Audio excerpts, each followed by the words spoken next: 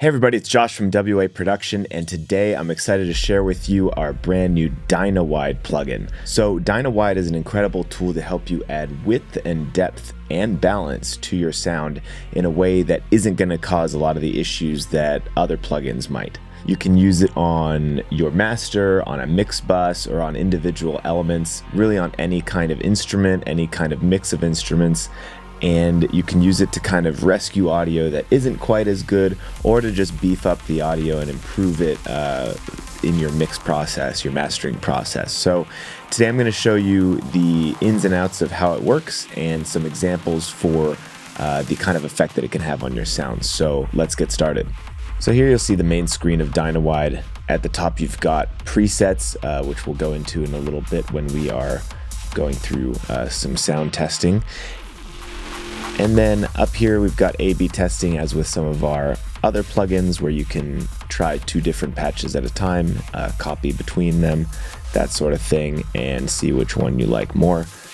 You can hit copy to copy one to the other.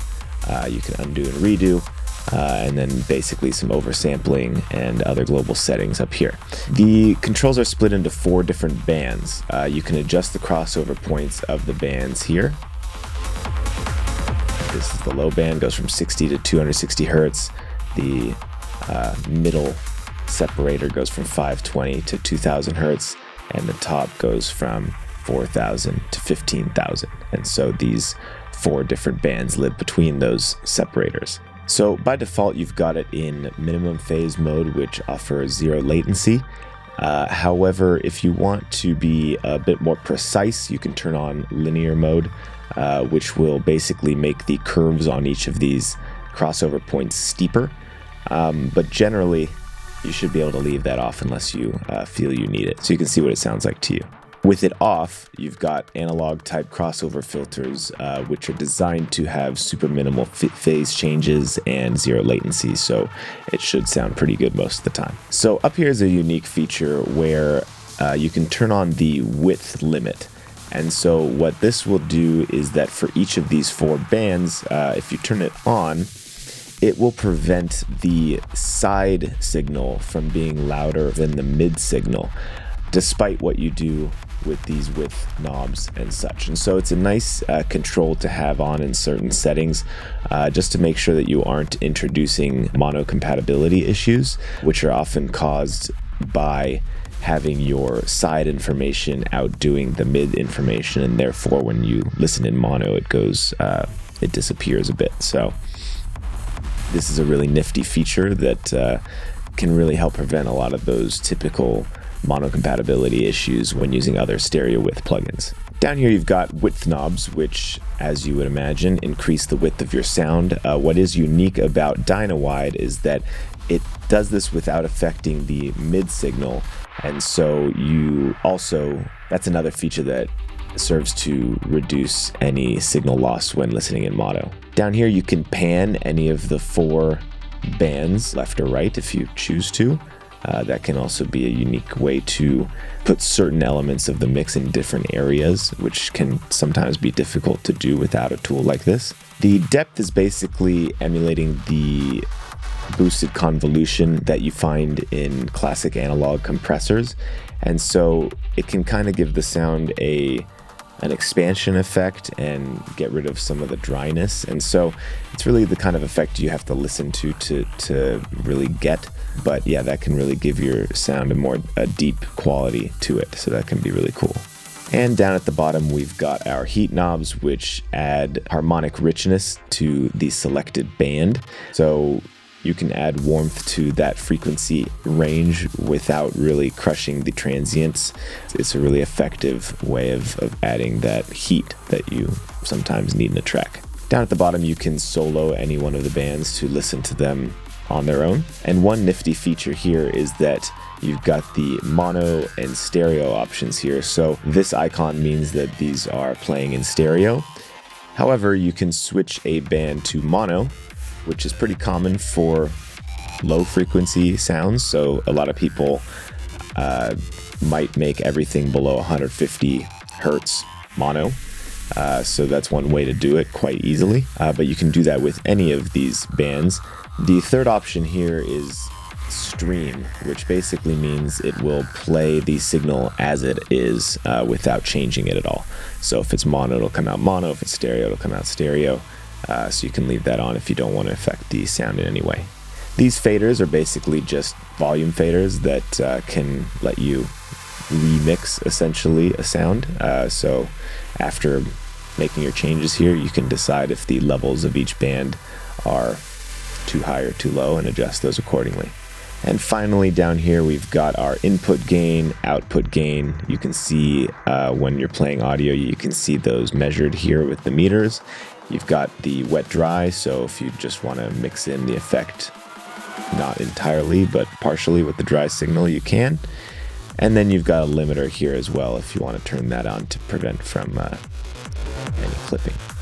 Okay, so now that we have gone through that, I'm going to show you a few examples of how Dynawide can be used on different kinds of sounds. So first, I'll turn it off, and I've got this never released, unmastered full project here that I made a long time ago, and we're just going to see how it sounds on that.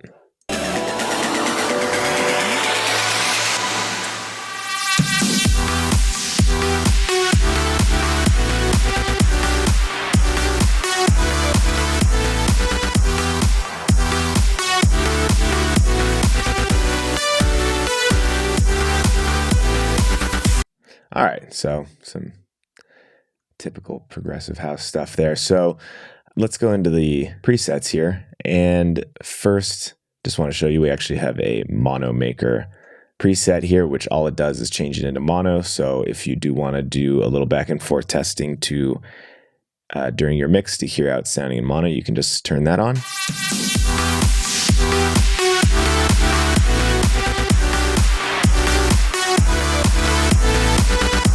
So that's kind of helpful. Now let's go into the mastering presets. So let's just try a few of these and see what we like. Let's try the Master Bus Uplifter 2. So first, let's just look at what it's doing. It looks like it's turning up the volume on everything except for the low end a little bit, adding width to the low mids and mids and a ton of width to the highs, and a limiter. And then some heat on everything except for the highs and a little bit of depth on the low. So let's see what that sounds like.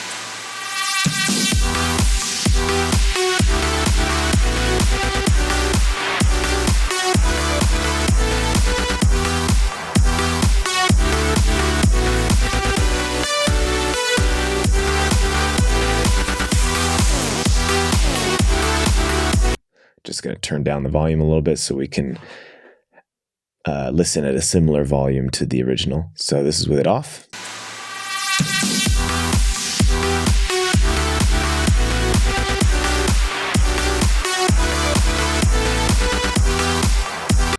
So yeah, it's subtle. They aren't going too crazy with the settings here, but definitely can hear the width in the highs and sounding a little bit fuller in the lows with the depth and the heat.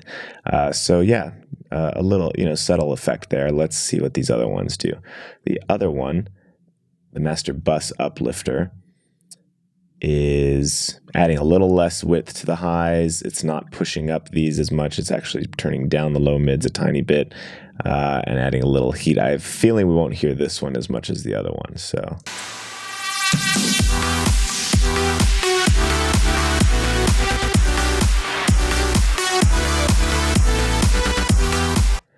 Yeah, not too much of a difference there. Pretty subtle.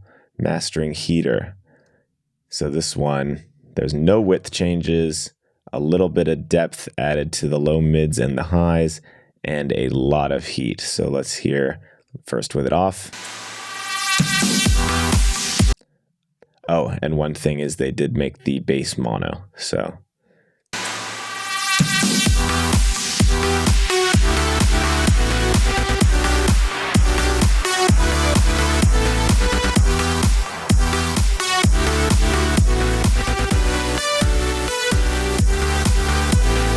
Yeah, I can definitely hear the additional saturation there, but that's pretty much all it's changing other than making the bass mono and adding a bit of depth here. So, all right, let's move on to another one. Standard and subtle master. This one's probably going to be not going to be all that different from what we have heard already. And then wide master. So let's hear one with quite a bit of width added.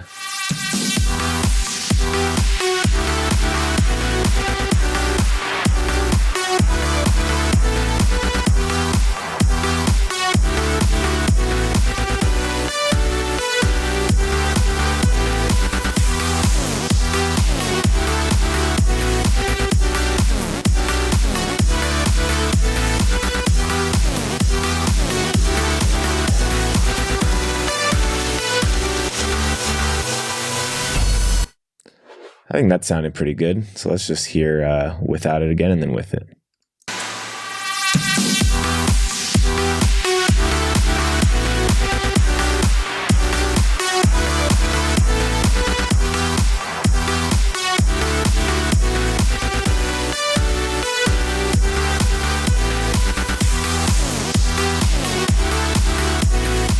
Nice. So overall, I think we tamed the low a little bit with making it mono.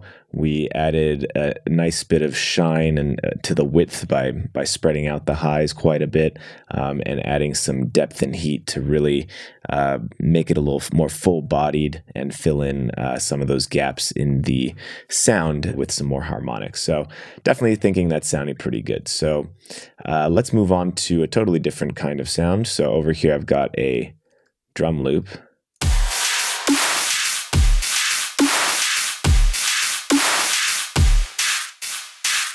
All right, pretty heavy drum loop there. So now let's try some presets. So we go to our drums. Let's try clean and full drums.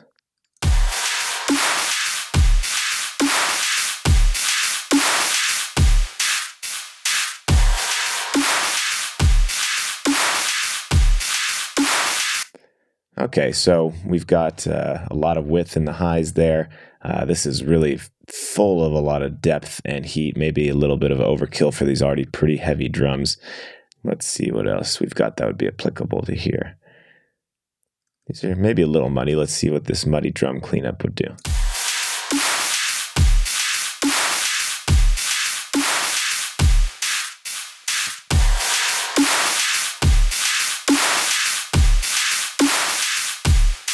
Yeah, maybe it reduces the low mids a little too much, but it actually kind of helps a bit. You know, you're kind of removing a little bit of that mud. It's a really narrow band of 200 hertz to 520 hertz, which is typically where your muddiness is going to live. So that's pretty well done. And then adding some width in the highs, which can kind of add a bit more crispness to it as well. So yeah, not bad there. Probably not the best one for this since there's a kick, but we can try the perk bus.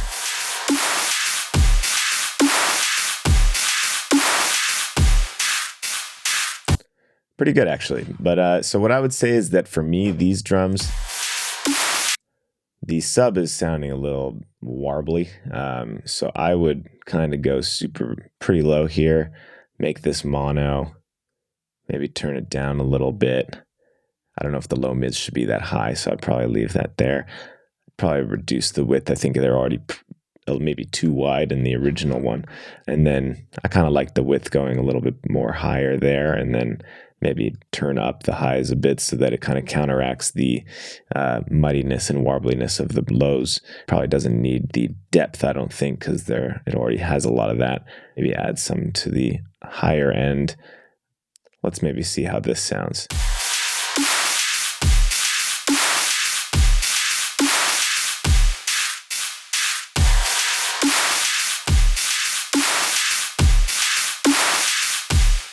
Yeah, it's definitely sounding crisper now that I've added some more highs and width to that. So yeah, I'm liking how that's sounding.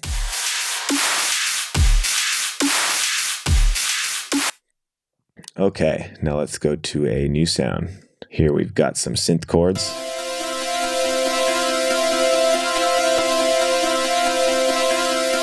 Okay, so let's turn that on. Let's find a synth preset. Full synth chords, perfect.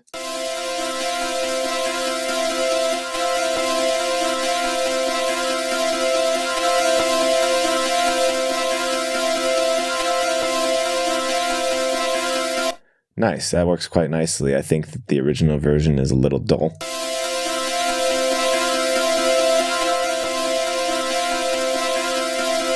I like the heat that was added to the mids, maybe turned down on the highs a bit. The width is kind of helping as well to spread things out.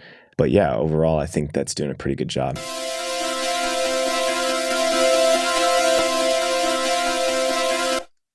Cool. It's kind of plucky. I don't know if the pluck reviver will be good, but let's hear.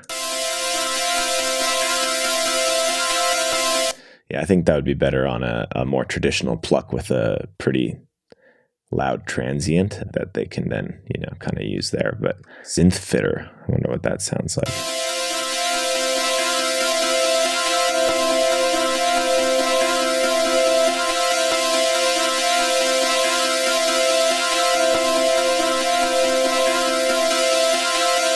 That's pretty nice.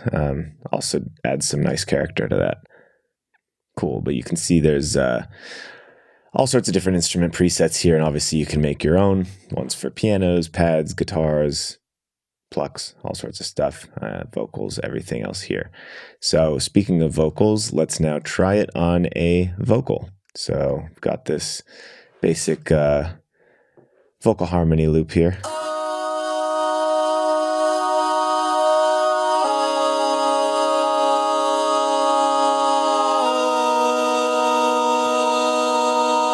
Cool. Going into the vocals, let's try vocal presence, female vocal presence, and see.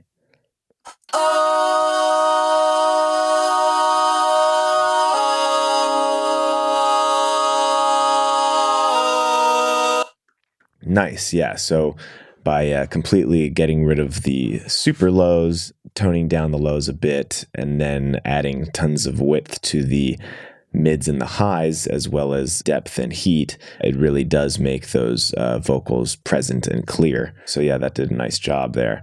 Maybe Heavenly Choir, this is kind of a choiry sound. Let's hear.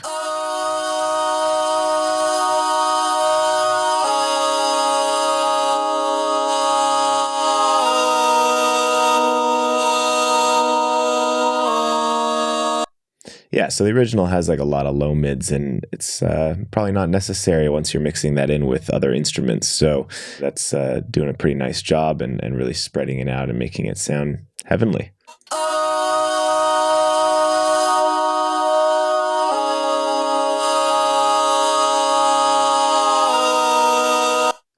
Cool. Don't need to try the male ones, but we can maybe try it as a background vocal.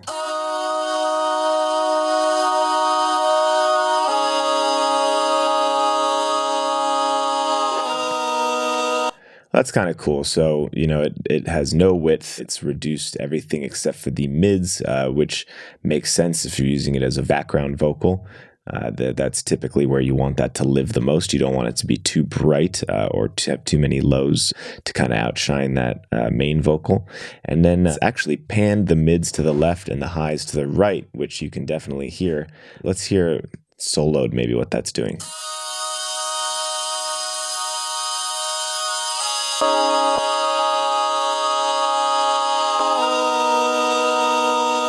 Yeah, that's nice. I maybe would have not put this as high because when you do that, now it sounds like it's very left heavy since it's panned that way. But yeah, it's...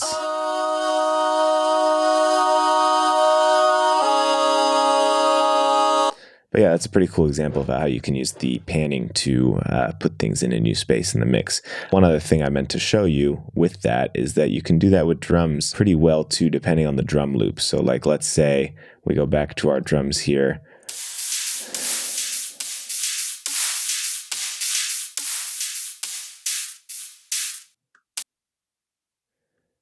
So that's pretty much only capturing the hi-hats or the very highest of the different transients. So we could probably make those all sound there. And then maybe let's hear what's over here.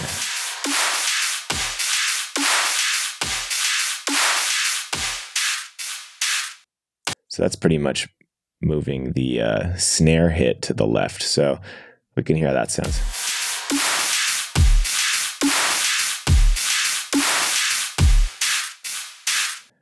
Yeah, so if there's a particular element in your sound that you're trying to get in a certain part of the stereo field, you can really dial in these crossover points and then sort of point them in a certain direction. All right, everyone. Well, I hope you enjoyed that tutorial on Dynawide. It's a really unique plugin to help you affect the width, depth, and balance of your sound, add some saturation, and really kind of get your master mix or individual instrument sounding the way you want it.